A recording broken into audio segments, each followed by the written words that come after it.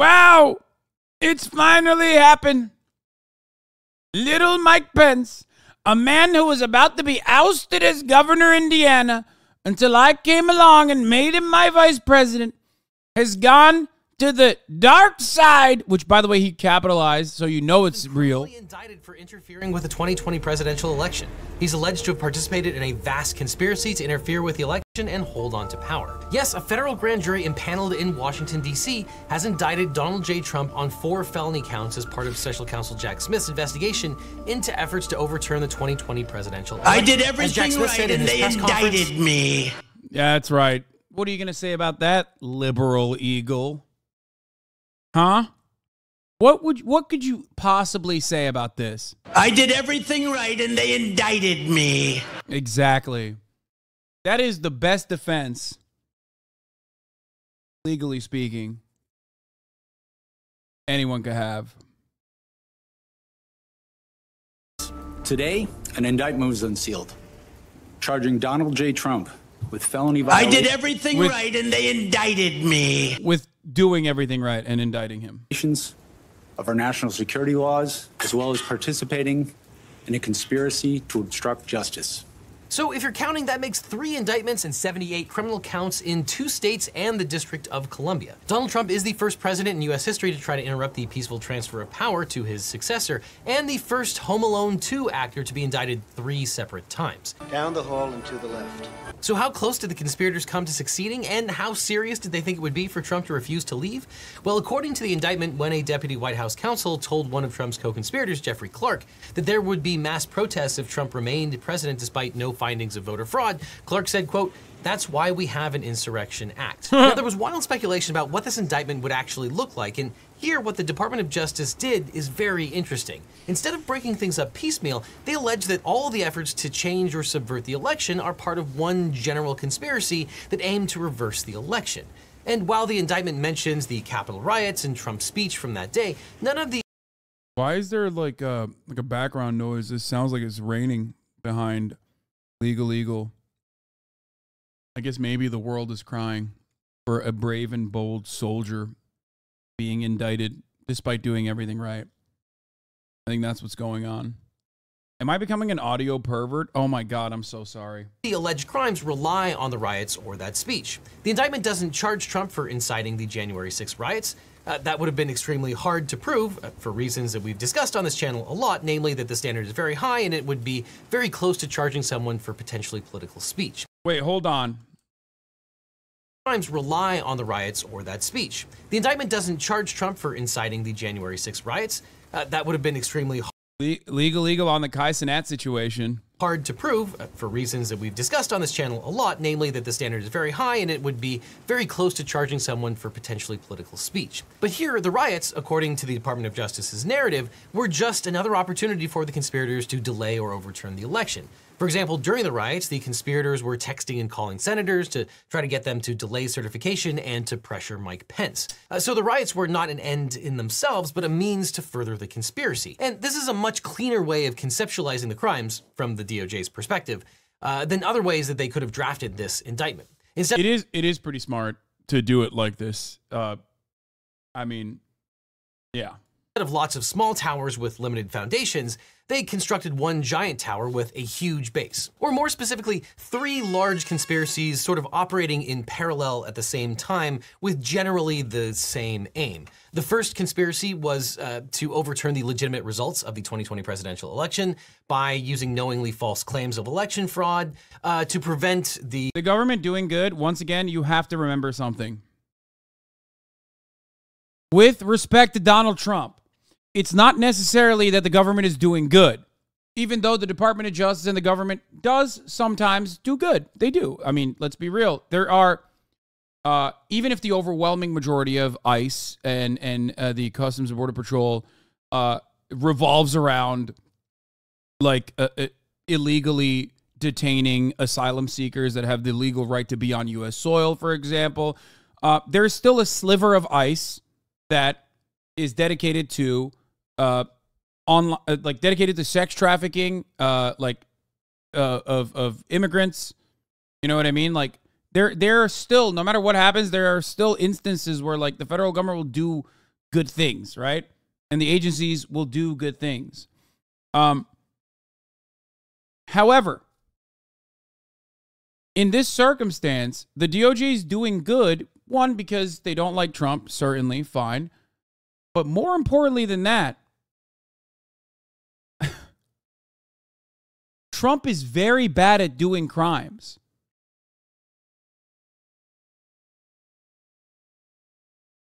Like, objectively the worst at doing crimes.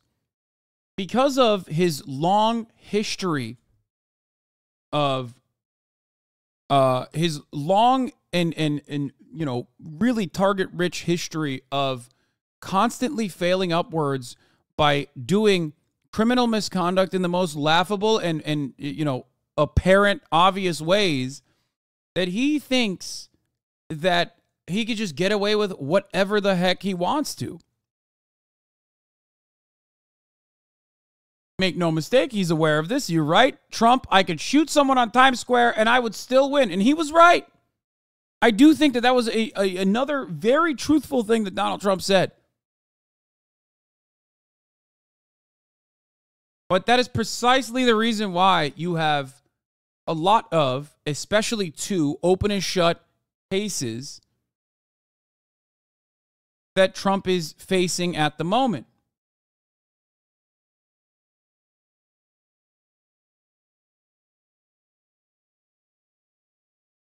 Because he does do everything right.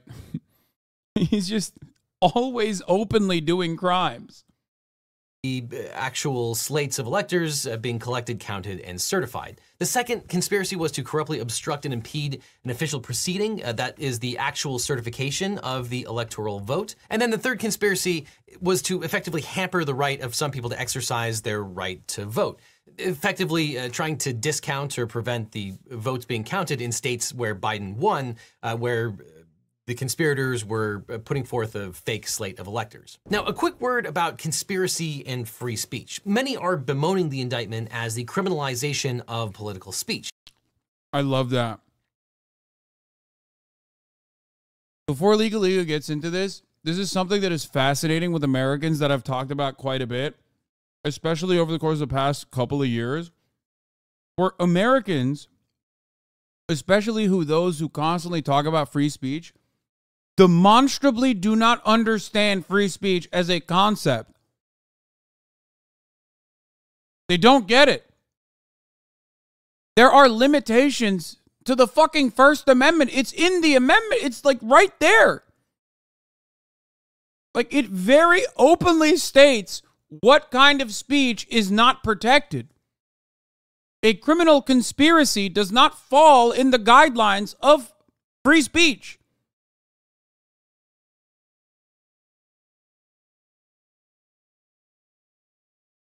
It is so strange that this, like, very easy to understand concept somehow Americans have completely avoided, harder than the top of the hour ad break, when you're already subscribed. Because at the top of the hour, there's a 3-minute ad break. If you no longer want to see those ads, if you don't want my speech to be limited, and you actually hearing my speech, then all you need to do is subscribe for $5 or for free with a Twitch Prime, or by getting gifted a sub. Here's the 3-minute ad break now.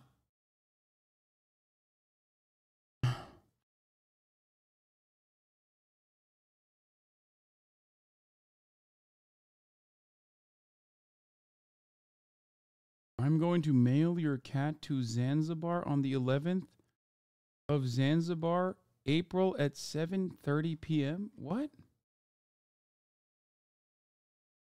Are you demonstrating what doesn't actually constitute for free speech or something? Like, what's happening?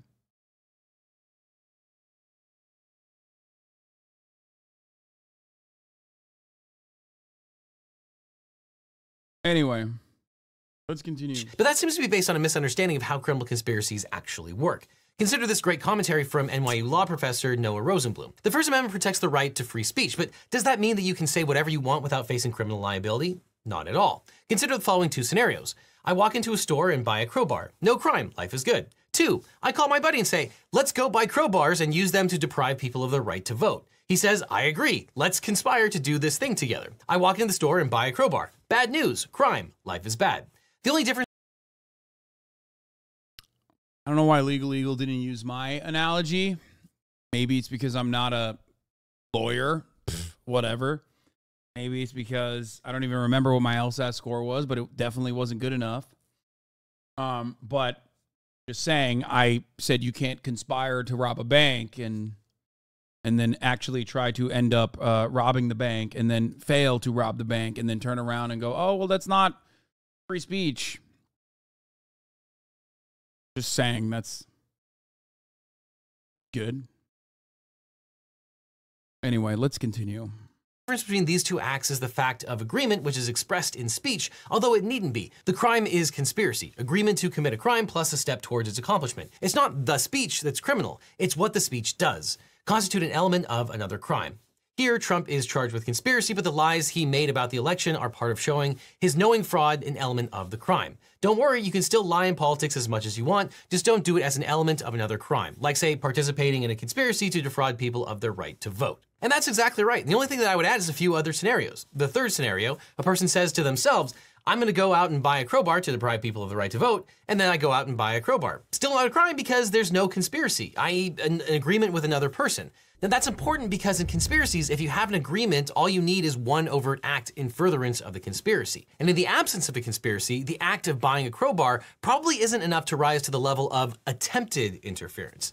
Because to attempt a crime by yourself usually requires conduct that constitutes a substantial step towards completing that crime. And then there's the fourth scenario. A person says to themselves, I'm going to buy a crowbar to deprive people of the right to vote, buys the crowbar, and then actually starts hitting people waiting in line to vote. Now, still there's no conspiracy, but now you've taken a substantial step towards the crime and likely completed the crime, and you're guilty of that initial crime. So in the conspiracy context, and actually in many different legal contexts, speech will be relevant evidence. Was a conspiracy formed? What was the aim of that conspiracy? Did individual members have the requisite intent of the underlying crime? Was an overt action in furtherance of the conspiracy taken?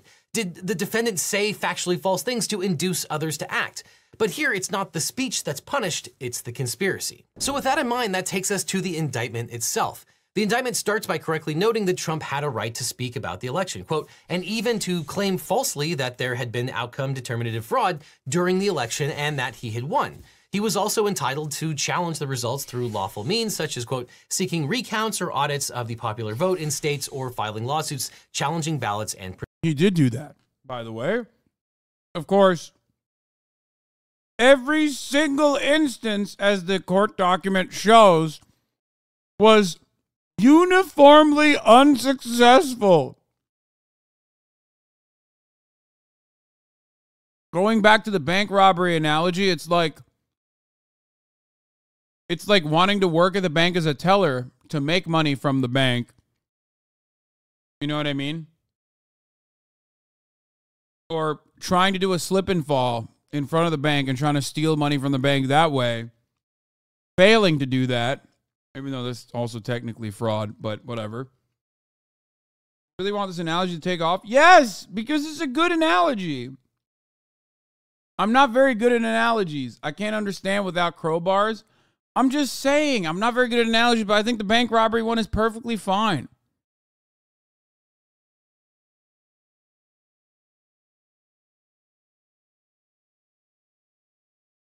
It's a 4 out of 10 and not fuck you. Procedures.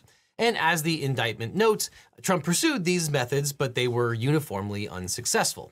However, Trump did not have a right to dispute the election through, quote, unlawful means of discounting legitimate votes and subverting the election results. The indictment says that Trump perpetrated 3 criminal conspiracies to stay in office. And we start with 18 U.S.C. 371. That section criminalizes the use of deceptive practices in connection with any conspiracy for the purpose of impairing, obstructing, or defeating the lawful function of any department of government.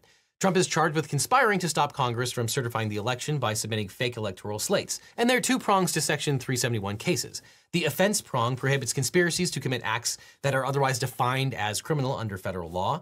And the defraud prong prohibits conspiracies to obstruct a lawful function of the government by deceitful means. And the government must prove that the defendant entered into a conspiracy with the specific intent to defraud the United States, that the conspirators used deceitful or dishonest means, and that one of the members of the conspiracy performed at least one overt act for the purpose of carrying out the conspiracy.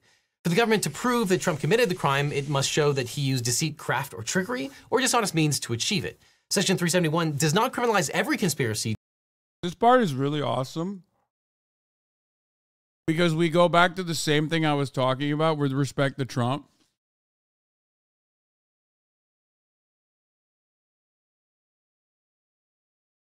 Where he does this so openly.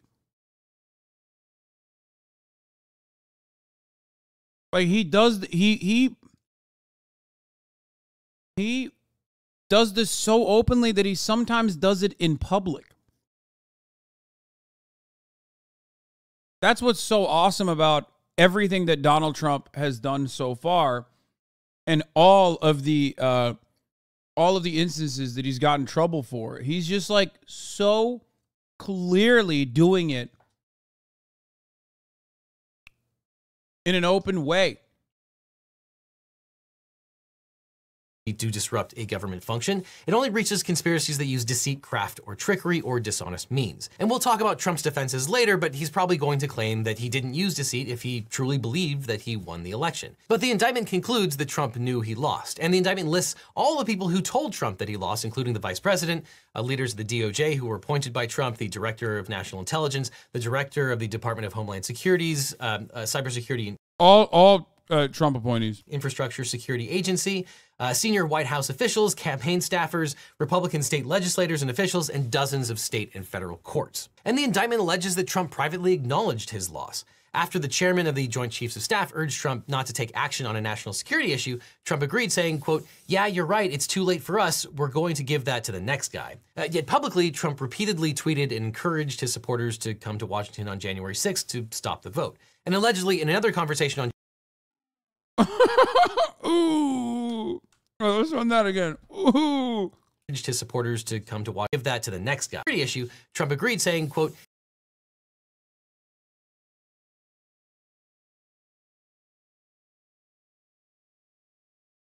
there's also the other aspect of him telling Mike Pence that Mike Pence is too honest, when Mike Pence was like, yeah, sorry, Mr. President, like, I can't fucking stop this, like, basically symbolic process of certifying votes from going through.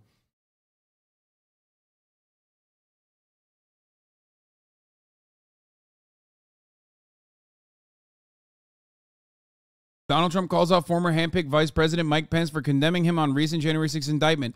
I once read a major magazine article on Mike. It said he was not a very good person. I was surprised, but the article was right. Sad.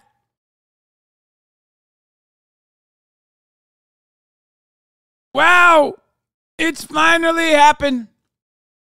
Little Mike Pence, a man who was about to be ousted as governor of Indiana until I came along and made him my vice president, has gone to the dark side, which, by the way, he capitalized, so you know it's real.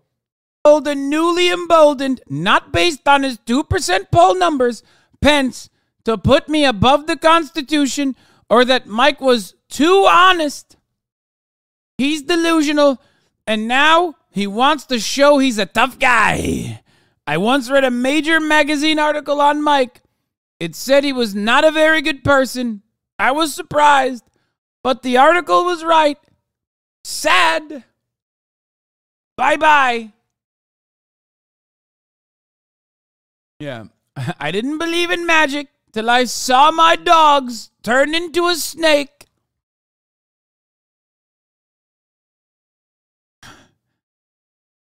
One man, two faces. Bye-bye.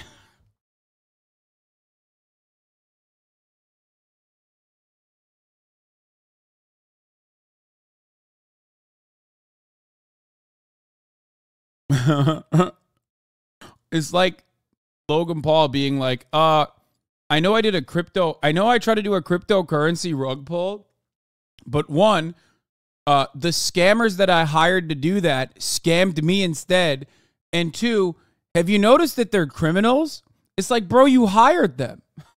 Like, even if what you're saying is true, you're the one who made him your vice president. You're just basically posting your fucking L's.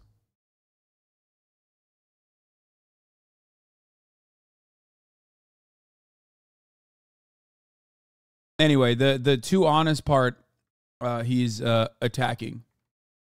Yeah, you're right. It's too late for us. We're going to give that to the next guy. Yet publicly, Trump repeatedly tweeted and encouraged his supporters to come to Washington on January 6th to stop the vote. And allegedly, in another conversation on January 1st, 2021. To be fair, I'm going to defend Trump here because I love him. And because he did everything right and they indicted him. You can make the argument that, like, yeah, it's too late for us. We're going to give that to the next guy. Could absolutely mean that, like, he still maintains the position that the election was stolen from him, but there's not really much he can do to stop it at that point. You know what I mean? And, of course, that's because the election was stolen from him.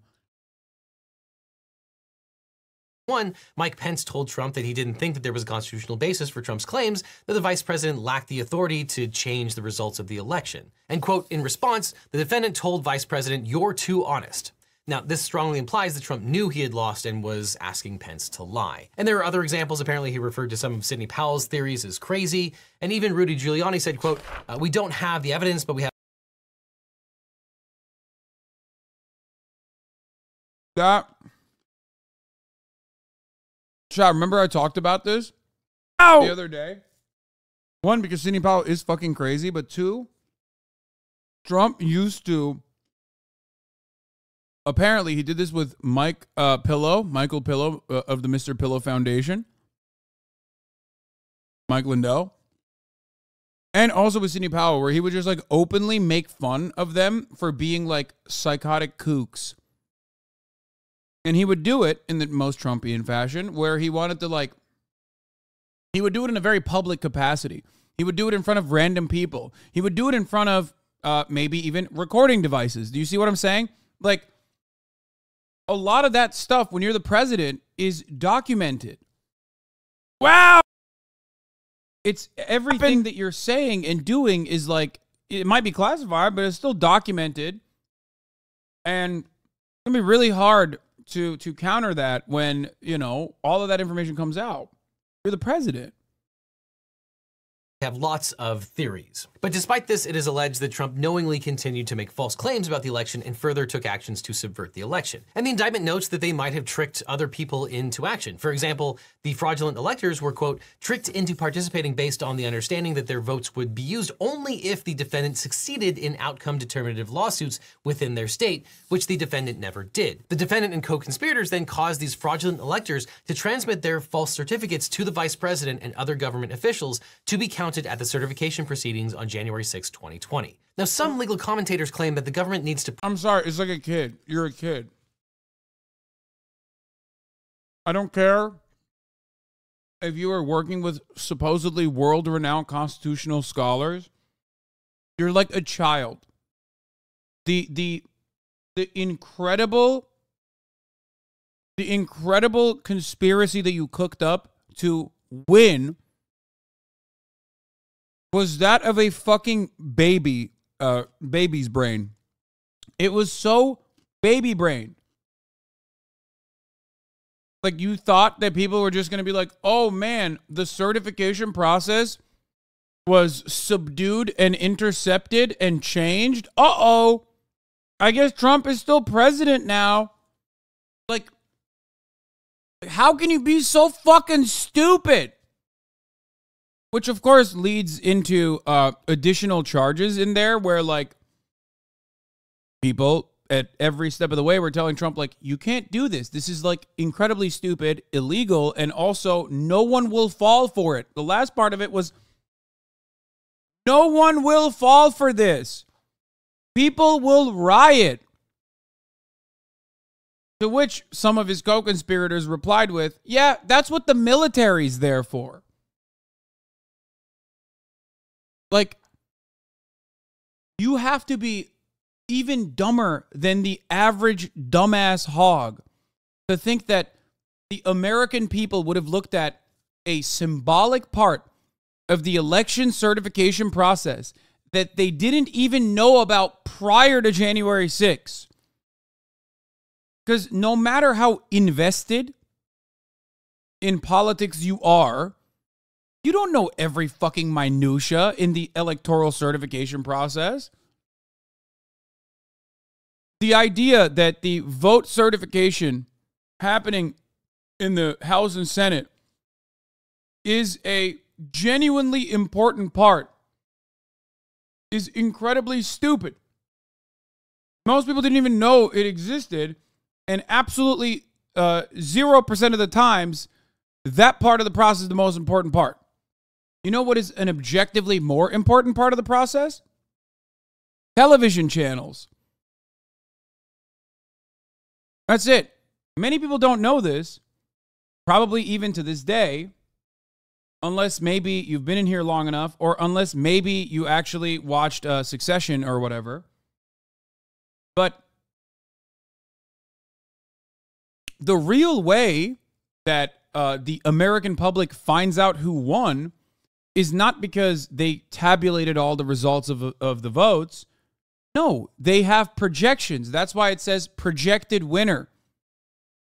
Most people don't even recognize that when they're watching the TV on election night, where it says projected winner. The reason why they say projected winner is because they haven't actually counted all the votes yet. But the media is at that point looking at the statistics rigorously, looking at prior data from the exact same places, and making that projection, which is almost always correct. That's how the American people understand who won the election. I guess the only time that that's been a issue is 2000, in the 2000 election.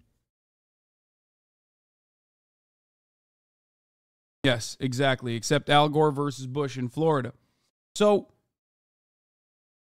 it has this situation of like looking at vote certifications and like trying to stop that from happening is so stupid. It feels like a child came up with it. It's like thinking that if Donald Trump doesn't attend the inauguration and offer good graces to the upcoming president, then technically no transfer of power occurred, and therefore technically he's still the president. It's like being one of these like psychotic people on TikTok who think, oh, Trump is on a police convoy and there's an ambulance at the end of the convoy, which means he's still technically the president. Like, you have to be just a delusional psycho. Doesn't matter if you're the eminent constitutional scholar, okay, that is like globally known and well respected. That idea is a child's idea. Let's continue with LegalEagle. Prove that the defendant intended to swindle money or other tangible objects from the victim in order to be charged under Section 371. But that's only true if Trump was charged with a fraud crime like wire fraud. But here, he wasn't. The prosecutor doesn't need to prove that the conspiracy actually led to any property or monetary loss by the U.S. government or its agencies. The Department of Justice's Criminal Resource Manual cites a 1924 case, Hammerschmidt versus United States, for this proposition. And in that case, Justice Taft wrote, quote, "It is not necessary that the government shall be subjected to property or pecuniary loss by the fraud, but only that its legitimate official action and purpose shall be defeated by misrepresentation, chicane, or overreaching of those charged with carrying out the governmental intention." And so the irony here is that they succeeded in stopping January 6th from happening, which plays a role in this, in basically solidifying the case against him. Like, you have a better argument. You have a better argument if January 6th never actually ended up stopping the vote certification process. But you don't have that now because January 6th did happen and they did stop the certification, at least delayed it. Several more recent cases have affirmed that the word defraud in Section 371, quote, not only reaches financial or property loss through the use of a scheme or artifice to defraud, but also is designed and intended to protect the integrity of the United States and its agencies, programs, and policies. Now, the second criminal charge relates to subsection 1512K, which makes conspiracy to violate Section 1512 a separate offense subject to the same penalties as the underlying offense. And a 1512K charge has no specific overt act element, and the courts have generally declined to imply one under such circumstances.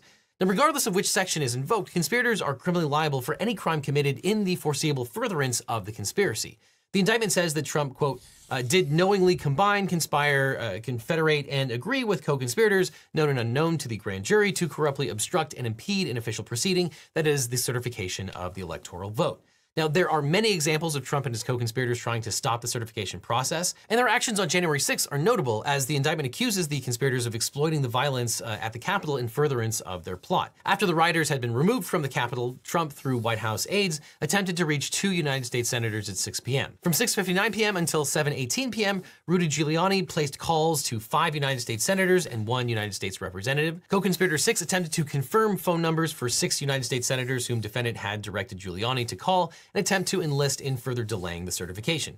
Quote, in one of the calls, Giuliani left a voicemail intended for a United States senator that said, quote, we need you, our Republican friends, to try to just slow it down so we can get these legislatures to get more information to you and know they're reconvening at 8 tonight, but the only strategy we can follow is to object to numerous states and raise issues so that we get ourselves into tomorrow, ideally until the end of tomorrow. Trump also... Yeah. Not only was it fucking absolutely idiotic, like not only did this massive conspiracy they were able to cook up was so stupid that like everyone with 3.5 brain cells, including even Republicans, would be like, okay, maybe that's not really how things work. I don't know if you can do that. But they still attempted to do it in this like really stupid way that left a massive paper trail and brought in a lot of people that were obviously going to be like, well, I don't want to do that. Or even if they were sycophants, they would absolutely not want to go to jail and will not perjure themselves in an actual legal setting. So they're going to be honest about it. They're going to be like, okay, well, yeah, no, Rudy Giuliani did call me. That is correct.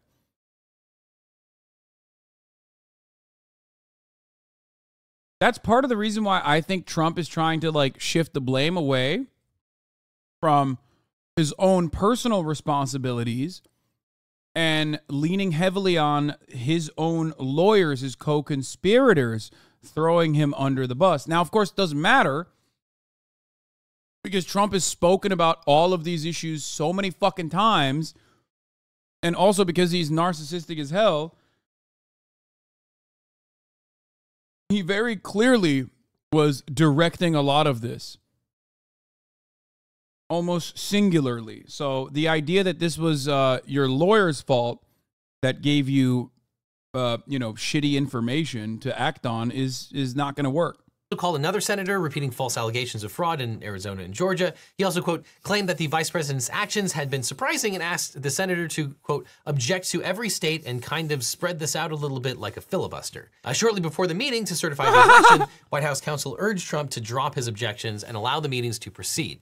Trump refused. The meeting of Congress was delayed for 6 hours, and when it resumed at 8 p.m., it certified Biden's election as president. Now, it's actually not weird that Trump's co-conspirators were lawyers, because sadly, finding a great lawyer is hard to do. But if you need a really good lawyer, my firm, Eagle Team, can help. If you've been in a car crash, suffered a data breach, or have a Social Security disability issue, we can represent you or help find you the right attorney who can. Just click on the link that's in the description for a free consultation with my team. Because you don't just need a legal team, you need the Eagle Team. And the link is down below. Now, the third charge relates to 18 U.S.C. 1512c2. Trump was indicted for obstructing an official proceeding of Congress. Now, the initial it really shows the limitations of conspiracy in terms of how many people you can involve. Yeah. And also, like, if it's you can conspire to do shit. It also matters what your goals are and what the actions you took are. I respected that segue, which is why I let it run. Kai needs the Eagle team. Yeah, LegalEagle needs to defend Kai. Media reports about the target letter were confusing because they reported that Trump was being charged with witness tampering. And that's because the short title of 18 U.S.C. 1512 is tampering with a witness, victim, or informant. But here, Trump wasn't charged with witness tampering per se. Section 1512 covers other kinds of obstruction of justice. He was actually charged with violating Section C2 of the statute, which states, whoever corruptly obstructs, influences, or impedes any official proceeding or attempts to do so shall be fined under this title or imprisoned not more than 20 years or both. Now, Section 1512C was added to the code as part of the Sarbanes-Oxley Act of 2002. And to convict Trump under this statute, the government has to prove that he attempted to obstruct an official proceeding and that he acted with corrupt intent. The first element is relatively simple for the government to prove. Many of the January 6 rioters were charged with violating 1512C. These defendants argued that the January 6 meeting of Congress was not an official proceeding. Yeah, it really doesn't look great when, other people have already been charged with the crime that you are being charged with and are already like serving their prison sentences. And almost every single one of them in the court proceedings said they were following your orders. Like, even from how the jury will interpret the situation, it's just like, I'm just saying, it doesn't look good. It certainly doesn't look good. But courts ruled against them because Section 1515A1 defines official proceeding for purposes of Section 1512 to include a congressional proceeding. Now, the second element is whether Trump acted with corrupt intent. And some of the January 6 defendants challenged their indictments on the grounds that this element is unconstitutionally vague since the... You know what's funny? You just said this was such a bad insurrection. Still an insurrection though, bro. That's exactly what I said in the aftermath of January 6th. I think like my final conclusion at the end of the day was that it was like kind of laughable, but also still insane that they tried it. Like, and here we are, you know? The word corruptly isn't defined by Section 1512C, but several circuit courts have already rejected this contention. The courts conclude that corruptly in 1512C includes two components: one, intent to obstruct, impede, or influence, and two, wrongfulness.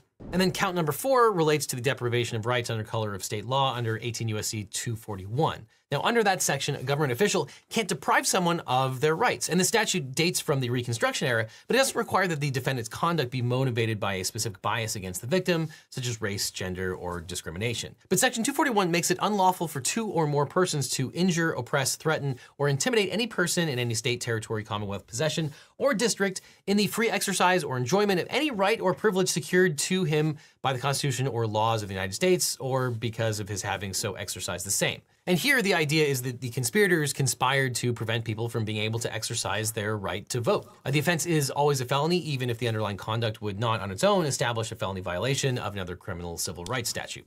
Now, critics of this indictment believe that Trump shouldn't have been charged with violating Section 241 because this law was passed during Reconstruction as a way to punish members of the Ku Klux Klan and other people from harassing black voters. And while it's true that this law was originally aimed at stopping harassment of black voters after the Civil War, it is in no way limited to stopping white Confederates from intimidation and harassment. And the DOJ has used this law to prosecute conspiracies to prevent the proper counting of ballots in federal elections for more than 100 years. The DOJ has charged government officials under 241 when officials tried to stuff a ballot box with forged ballots. Yeah, no, it's even if they made that distinction, I feel like it would still apply. You know what I mean? I'm just saying, like, it's one of those circumstances where you could be like, oh, well, is he defending the Confederate flag? And it's like, well, yeah, he is. He has. Like, let's say that the standard is that, like, you have to literally be like a white Confederate or a supporter of the Confederacy in order for you to be charged with this. You could absolutely make an argument that Trump is a supporter of the Confederacy by just looking at the metric ton of shit that he has said in defense of the Confederacy, whether it be defending its generals, whether it be saying that there are good people on both sides, whether it be claiming that the Nazis that wanted to that went to Charlottesville to do a Nazi rally were simply there to defend a Confederate statue because they love history. So even if that was the case, I feel like you can still make an open and shut argument for Donald Trump. Obviously, that's not the case, so it doesn't matter, but still pretty funny. Prevent the official count of ballots in primary elections, destroy voter registration applications, destroy ballots, exploit the infirmities of elderly or handicapped people by casting absentee ballots in their names, illegally register votes and cast absentee ballots in their names, injure, threaten, or intimidate a voter in the exercise of their right to vote. How much you want to bet? I don't want to go down this. I don't want to look at it individually, every single one. How much you want to bet almost all of these, with some exceptions. Sorry, exceptions. What am I saying? With certain exceptions, are all Republicans, or not Republicans necessarily, but conservatives, right? Because you can have some Dixiecrats doing this shit too. Like, every single thing that they have charged people with, like, looking at this, it just seems like nothing really changed. And, they're still doing this sort of shit. Like, electioneering is illegal, right? And it's a very simple thing that Republicans violate regularly. They wear, like, Trump and MAGA shit to the polls, all the way to this last election cycle where they had armed people showing up to the polling stations.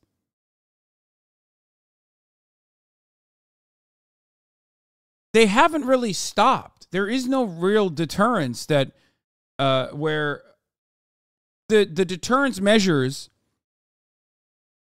and the legal repercussions don't necessarily stop conservatives from behaving in the way that they want to, because their sense of entitlement is too powerful.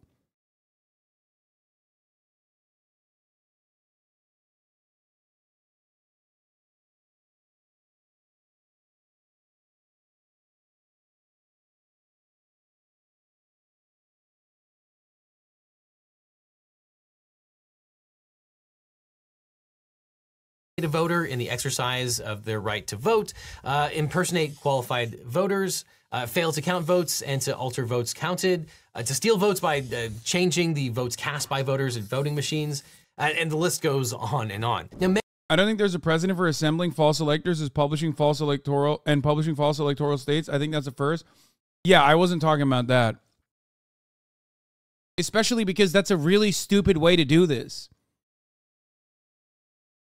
You know what I'm saying? Like, the reason why it has not happened in the past, in my opinion, is because it is probably the dumbest point to tackle. Like, it's not a very intelligent way to try and steal an election. Even the brute force measures that the Republican Party utilized in 2000, while they were simultaneously obviously working the legal angle, which was significantly more important, like, even that was smarter than what Trump was trying to do, because the election it was done. It was over at that point. Like, trying to change the outcome when there is no discrepancy in the results that should automatically trigger some sort of recount, when all of the recounts have been done, like, tabulations have been done, recounts have been done time and time again. At that point, it is so jover.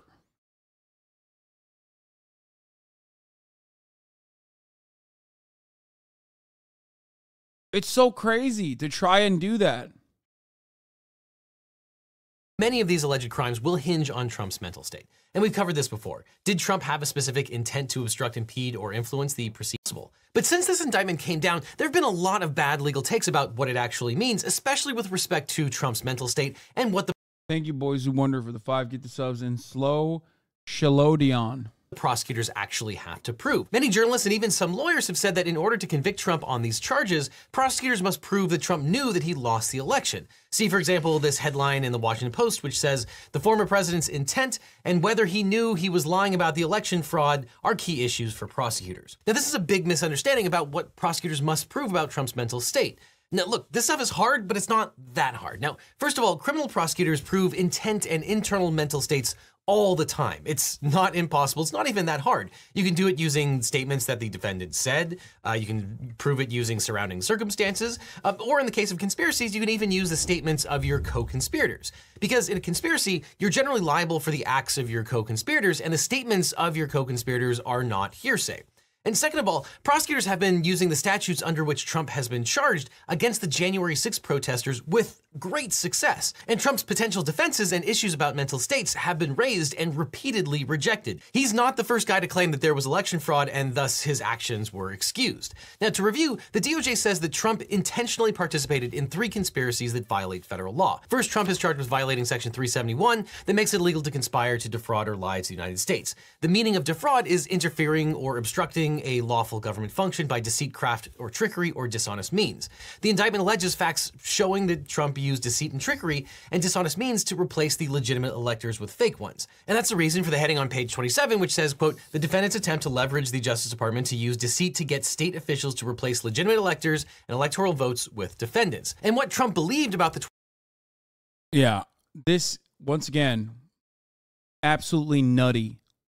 Getting nutty with it in a very dumb way. I feel as though there are significantly better ways to try way before this point to change the results of an election. 8 officials to replace legitimate electors and electoral votes with defendants. And what Trump believed about the 2020 election, and thus whether he lied or was mistaken, goes to the element of deceit in Section 371. And that's arguably one of the reasons why the indictment contains so much information about whether Trump lied or not. In addition, it also just provides color and explanation about his motive. And if he did not actually believe he won the 2020 election, he would almost certainly have violated Section 371's prohibition against defrauding the United States government, i.e. lying to the government. But the second conspiracy is that Trump and his co-conspirators obstructed the January 6th congressional proceeding where the election would be certified in violation of 2 sections of Section 1512. And someone else who was charged with this violation is January 6th defendant Alan Hostetter, who was charged with violating Section 1752C2 and 1512K, just like Trump was. He tried to raise the First Amendment defense that Trump will rely on, but a federal judge rejected this defense, explaining that, quote, "Mr. Hostetter is not being prosecuted for engaging in protected First Amendment activity, and I am making my decision without regard to his political beliefs, which I believe he holds sincerely. Mr. Hostetter has a right to believe whatever he likes about the 2020 presidential election and to voice those opinions. But the First Amendment does not give anyone a right to obstruct or impede Congress by making it impossible for them to do their jobs safely." The judge ruled, and it certainly does not give anyone a right to enter a restricted area while carrying a dangerous weapon. Yup.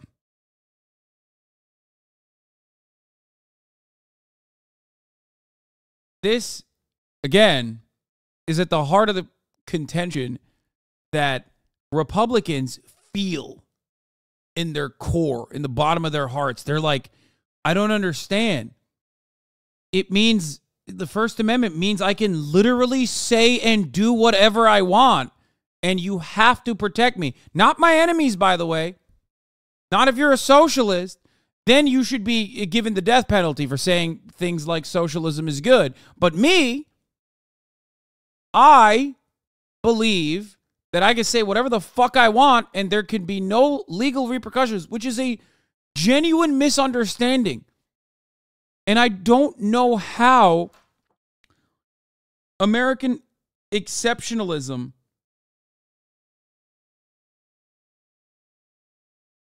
has been so overpowering. Sorry, I just got like this fucking random ass.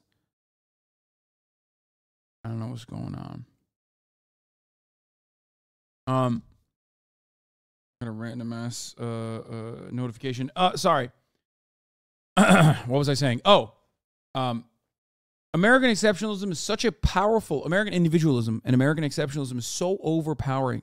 Such a powerful fucking attitude that people feel in their hearts, that it is absolutely it absolutely overrides any kind of like genuine understanding, genuine interpretation, reasonable interpretation of the First Amendment.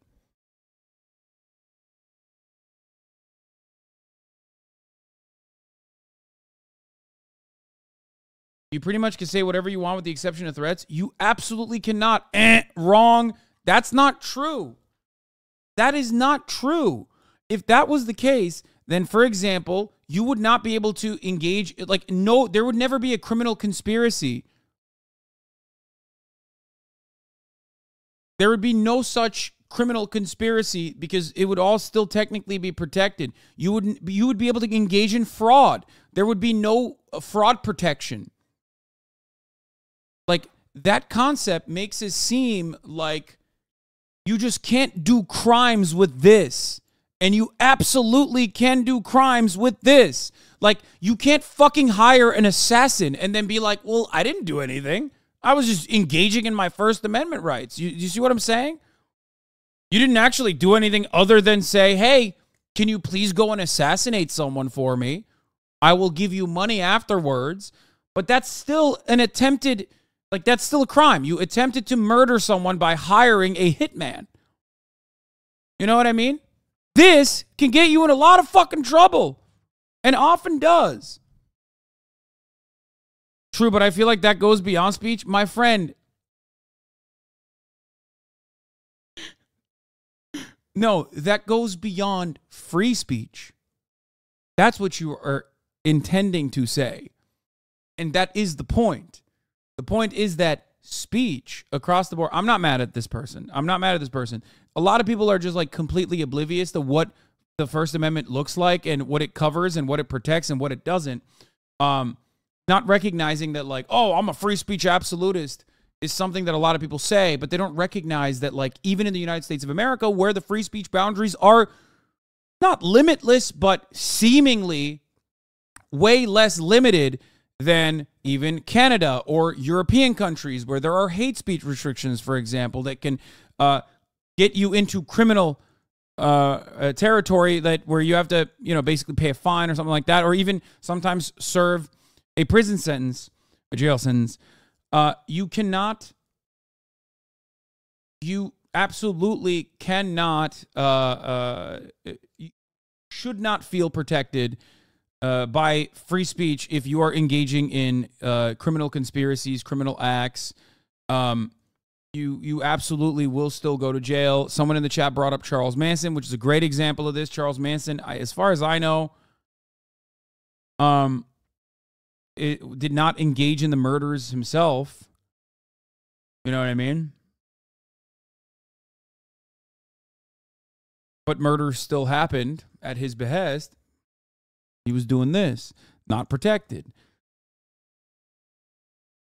You know? That Hofstadter and his co-conspirator, quote, knowingly and intentionally entered into that agreement with the intent of furthering its unlawful goal of disrupting and impeding the Electoral College certification. And similarly, in Trump's situation, the government need only show that he intentionally took steps to obstruct the Electoral College certification. So, for example, when the government points to Trump's speech at the Ellipse, they don't have to prove that in his mind he knew everything he was saying was a lie. Instead, the speech is evidence that he wanted to encourage people to physically occupy the Capitol. And once those people were inside the Capitol and the certification was delayed, Trump and his co-conspirators...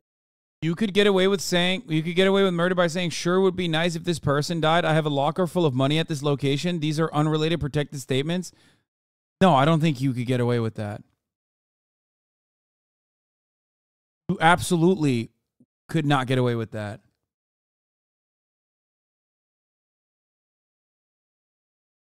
It's like thinking that, oh no, that was the joke. Oh, okay, my bad. What about the girl who went to prison for her boyfriend committing suicide? That case really shows the limitations of free speech. Yeah, 100%.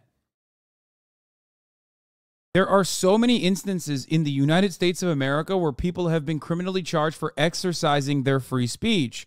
It's just that there are understandable, very reasonable, and even sometimes unreasonable limitations to such, to the constitutional standard. Like one example I can give you is anti-BDS laws. Boycott, divestments, and sanctions on the state of Israel is a completely protected act of political speech. And yet, numerous states, ironically, a lot of them are red states, by the way, have anti-BDS laws in place where you, for example, can't be a public school teacher in the state of Texas if you don't sign a document that says you will not and never have protested against the state of Israel. That's insane.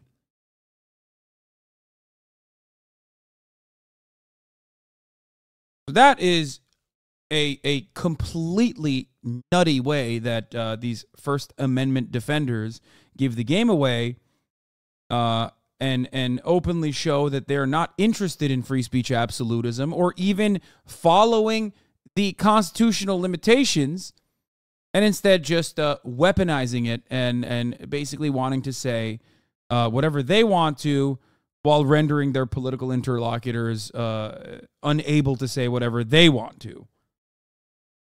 Conspirators continued to act in furtherance of their People think you're joking. It's law. Yeah, I don't think people understand. Every time I talk about the anti-BDS laws, people lose their minds. There's also other exercises of free speech that you can get absolutely shellacked over, like whistleblowers, for example. Conspiracy by calling senators to further delay the vote. And Trump's subjective belief and motive might help explain those actions, but they're not necessary to prove the crime that he's alleged of. And the third conspiracy is that Trump allegedly interfered with the right to vote and to have one's vote counted in violation of Section 241. And that section requires that the defendant had an intent to deprive an individual of their rights and that the federal right violated was clearly delineated. And in a January 6th prosecution of Douglas Mackey, a jury instruction explained that the government had to prove, quote, that the defendant knowingly and intentionally joined the conspiracy with the intent to further a specific objective. And the Mackey jury instruction explains how a jury should assess the defendant's criminal intent within the context of this particular section. Quote, the indictment alleges that the objective of the charged conspiracy was to injure, oppress, threaten, or intimidate one or more persons in the free exercise and enjoyment of their right to vote.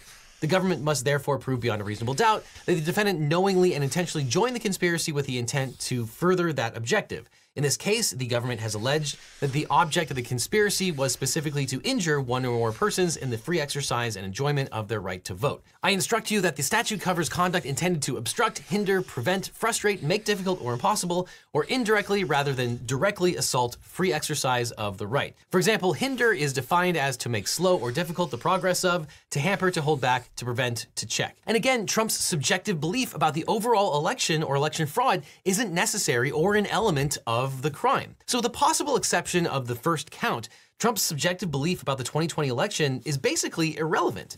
It's his intentionality about his actions that matter. Here's how elections lawyer Mark Elias explained it. Quote, I walk into a bank and I think they're wrongfully holding my money. I think my balance is $5,000 and they— Oh, wow. Now he's using bank robbery analogies. Oh, okay.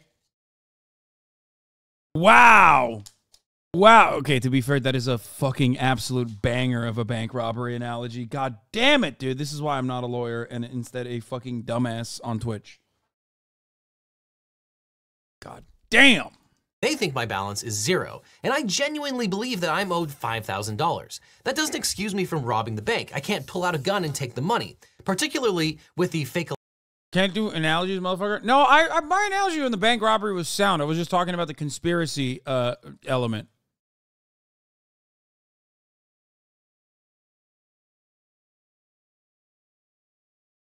I wish I could have heard a bank analogy that was this good sooner so I could appreciate it. Oh, fuck you guys, man.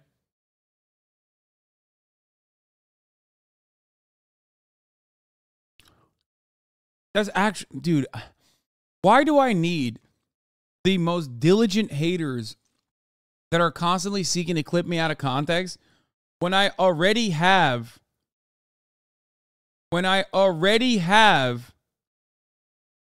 you guys in here?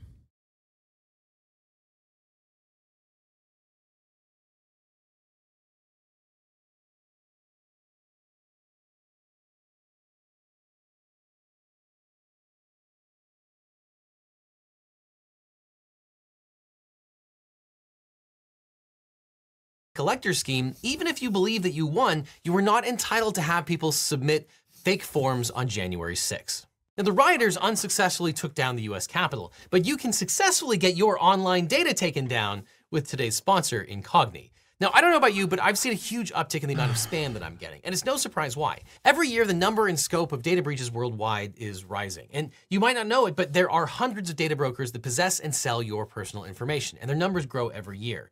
These data brokers might have a whole shadow profile on you, including your name, your address, phone number, shopping habits, possibly even your social security number, all up for the highest bidder. At best, this leads to scam calls, and at worst, identity theft and doxing. But that's where Incogni comes in. Incogni fights on your behalf to remove your personal data from data brokers and deals with any objections from their side. All you have to do is create an account and give them approval to work on your behalf. Incogni conducts repeated ongoing removals because even if the data broker removes your data once, they can collect it again, which is just incredible. Playing the ad, shut the fuck up. But Incogni makes sure that your personal information stays off the market for good. And you can actually see when Incogni does this on your personal dashboard. This is my personal dashboard that I paid for. It shows that these 3 sites had data on me that was rated 10 out of 10 on Incogni's sensitivity scale. These brokers had data including my contacts, financial data, and health data. Thankfully, Incogni tells me when the removal requests are complete so I can breathe easy. Now, it's terrifying to see exactly how many brokers have my data, but it's really— All right, that's enough of the ad. Bro.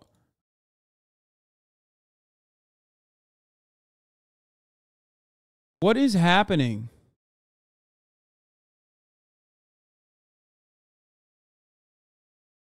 I don't want to get into this. Never mind. This is absolutely psychotic, I think. Never mind. I'm not even going to get into it. There is absolutely no reason to ever talk about anything in a serious and honest manner online. People will manipulate what you say or don't even say and go along with whatever their fucking prior beliefs were. Holy fucking shit, dude.